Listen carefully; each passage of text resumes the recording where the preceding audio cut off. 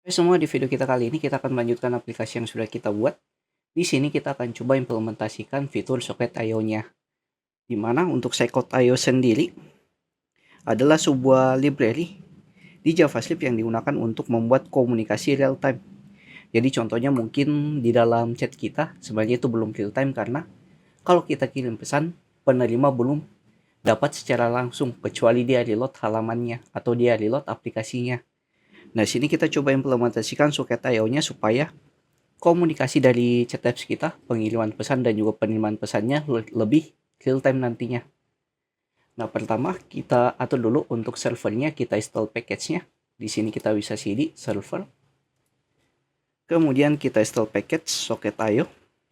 npm install socket.io. Kemudian di bagian front end-nya juga kita perlu install. Kita cd just chatting. Kemudian npm install socket.io, yaitu untuk bagian kliennya, untuk front end. Ini kita tunggu proses instalasinya selesai. Nah, ini back end-nya sudah selesai. Front end-nya masih proses. Nah, di sini kita atur dulu untuk bagian back end-nya untuk pembuatan Socket.io-nya. Nah, untuk pembuatannya sendiri, di sini kita buka dulu untuk dokumentasinya. Kita buka Google Chrome. Kita bisa buka di sini Socket.io.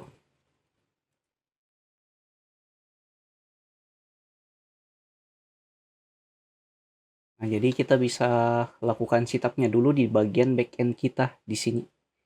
Jadi kita bisa cek di bagian project. Nah, sini untuk instalasinya di bagian Express. Di sini sudah ada. Jadi untuk bagian Socket.io-nya kita harus jalankan pada saat servernya jalan juga.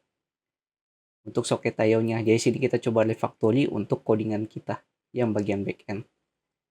Nah, kita langsung coba masuk ke source, kemudian kita coba atur di sini. Kita akan buat folder dengan nama libs. Di folder libsnya kita buat file dengan nama socket.io untuk setup dari socket.io-nya, atau mungkin socket.ts. Nah, di socket.ts-nya kita coba jalankan servernya nanti di sini. Kita lakukan import server dari from socket.io. Kemudian kita import juga HTTP. Nah, ini tidak perlu kita install karena sudah bawaan dari Node.js HTTP-nya. Kemudian import Express supaya kita bisa jalankan Socket.io-nya bersama dengan Express.js kita. From Express. Dan kita buat di sini cons app sama dengan jalankan Express-nya. Kemudian cons server. Nah, ini untuk menjalankan Socket.io-nya. Jadi Socket.io-nya kita tampung ke dalam variabel bernama server. Di sini http titik create server, buat servernya dari Express-nya yaitu app. Kemudian kita lakukan cons io sama dengan new server. Nah, supaya Socket.io-nya bisa jalan di front end kita. Di sini server, koma, kita coba jalankan saja menggunakan corpse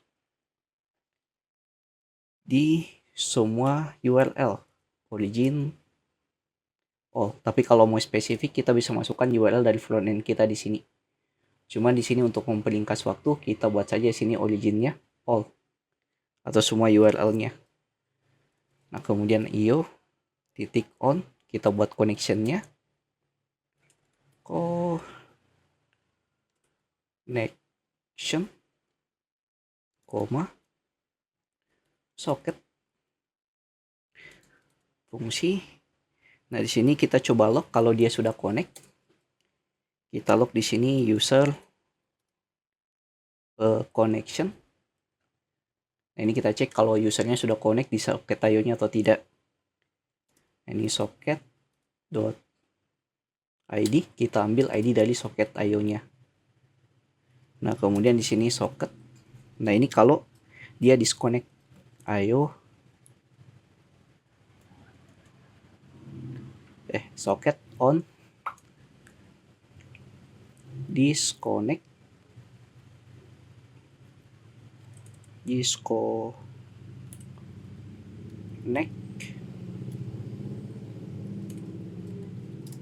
Dari fungsi. Nah, ini kalau dia disconnect, kita coba log. Sini kita bisa copy log kita yang di atas. User disconnect. Kemudian kita tampilkan ID dari soket IO-nya yang bernilai unik. Nah, kemudian kita bisa ekspor IO, kemudian app dan servernya. Nah, yang nanti di sini kita refactory bagian index.ts kita yang ini. Kita refactory, kita lakukan import dulu. Import yaitu app dan juga server dari libs socket. Oke, ini ada error karena di sini juga ada app-nya. Nah, ini kita bisa hapus app yang ada di sini karena sudah kita setting di bagian soket kita yang ada di sini, soket TS. Nah, kemudian di bagian listennya kita jalankan server. Oke, seperti ini untuk bagian backend-nya. Nah, kemudian kita lanjut untuk bagian front end-nya. Di sini kita coba implementasikan socket.io kita. Nah, pertama di sini untuk bagian front end-nya dia butuh yang namanya URL dari backend-nya. Kita atur di bagian app, kemudian masuk ke config yaitu dbts. Di sini kita bisa ekspor base URL-nya. Karena nanti kita gunakan di koneksi soket IO-nya juga. Ekspor. Kemudian kita coba buat untuk utility dari soket service kita. Di sini kita bisa buat saja di utils, new file,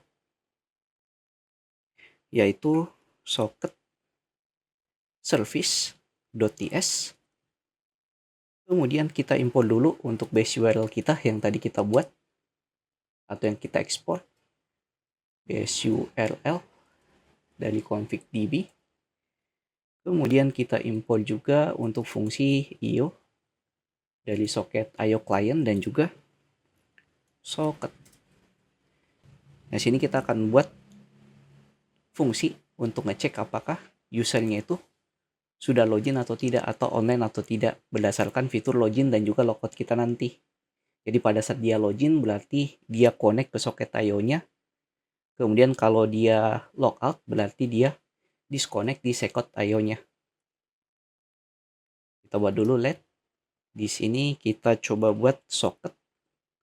Nah, sini karena kita gunakannya tab strip, kita kasih dulu untuk tabnya. Tabnya di sini bisa dari fungsi socket atau bisa juga bernilai 0. Yang mana defaultnya kita buat nilainya 0. Kemudian kita tinggal ekspor cons connect socket. Ini untuk connectionnya buat fungsi. Nah, yang mana fungsinya kita buat if jika tidak ada socket, maka di sini soketnya sama dengan IO panggil base URL kita supaya terkoneksi dengan backend kita. Base URL. Kemudian di sini untuk optionnya with credential bernilai true. Kemudian kita jalankan socket yaitu connect-nya. Kita koneksikan dengan soket kita. Nah, kemudian kita return socket. Dan di sini di bawahnya itu untuk disconnect. Kita bisa copy yang ada di sini. Ini untuk disconnect socket. Nah, untuk disconnect socketnya di sini kita cek dulu apakah socketnya sudah connect supaya bisa kita disconnect. Socket titik connected. Nah, kalau dia sudah connect berarti kita buat dia disconnect. Sini socket titik disconnect. dan kita coba return, atau soketnya kita buat nol lagi, soket 0, dan kita ekspor. Nah, ini untuk pengambilan nilainya nanti kita buat saja const get socket sama dengan nilainya ambil dari soket kita. Nah, seperti ini. Jadi fungsinya ini kita cek dulu apakah front end kita sudah connect dengan soket IO kita di backend atau tidak, berdasarkan nanti fitur login dan juga logoutnya. Nah, tahap selanjutnya di sini untuk update connect dan juga soketnya kita coba buat di dalam storage kita di outslash. Nah, pertama-tama di sini kita buat dulu untuk reducernya, yaitu untuk connect user, cek apakah usernya connect atau tidak. Sini kayaknya nggak perlu ambil state dulu, kita langsung buat aja, atau kita buat deh state-nya, state. Nah, ini salah, sempatnya harusnya setelah update. Nah, kemudian kita coba jalankan connect socket, di mana di sini kita jalankan berupa fungsi, dan kita buat juga untuk disconnect-nya. Di sini untuk disconnect user, nah, kita jalankan disconnect socketnya. Nah, kemudian kita perlu ekspor. Di sini connect user dan juga disconnect user. Nah, selanjutnya kita implementasikan ke fitur sign in kita dulu. Kita buka bagian sign in di screen kita. Dimasuk ke screen, sign in screen. Di sini pada saat dia sudah update state-nya, kita langsung dispatch lagi. Jalankan yaitu connect user dari storage kita. Dan pada saat dia logout, nah untuk logoutnya kita simpan kemarin di bagian profile. Yang ini, profile screen-nya. Kita simpan di logout. Nah, yang ini untuk logoutnya. Bukan deh. Nah, yang ini, handle logout. Di bawah sini, kita jalankan jangan connect tapi disconnect. Disconnect socket. Disconnect socket, disconnect user. Connect user. Ini nggak kepanggil, kayaknya user outslash kita salah. Disconnect. Ini exportnya juga kita ganti. Disconnect. Sini juga di profile screen-nya. Disconnect user. Sudah aman. Exportnya kita cek dulu untuk impor. Ini kita bisa hapus yang disconnect socket. Kemudian kita lakukan testing, kita lakukan login dan juga logout, apakah bagian servernya itu jalan atau tidak, yaitu soket IO-nya. Nah, ini servernya kita jalankan dulu npm run dev. Kemudian kita jalankan bagian mobile-nya. Sini kita clear dulu npm start. Di sini kita tunggu dulu untuk proses mobile-nya jalan. Di sini sudah jalan untuk aplikasi mobile-nya. Nah, kita bisa cek di dalam server untuk ngecek apakah usernya connect atau tidak. Nah, di sini kan saya dalam keadaan online atau dalam keadaan sudah masuk ke dalam aplikasinya. Nah, di sini kalau saya coba logout. Di sini kayaknya belum jalan untuk soket IO-nya. Dia belum terima pada saat logout, tapi coba kita login. Kita sign in. Nah, di sini sudah connect, user connected pada saat kita login. Nah, cuman logoutnya itu belum jalan. Kita coba cek dulu di bagian socket service. Sini disconnect socket, kemudian kita cek di user slice-nya. Nah, di sini juga sudah jalan disconnect socket. Dia jalankan yang ini untuk disconnect-nya. Nah, kemudian untuk bagian profile, nah sini juga sudah aman untuk disconnect-nya. Nah, kita coba lagi logout sekali lagi. Kita buka terminal, logout. Nah, di sini jalan nih user disconnect. Dan juga di sini kita dapat ID-nya. ID unik dari soket IO-nya.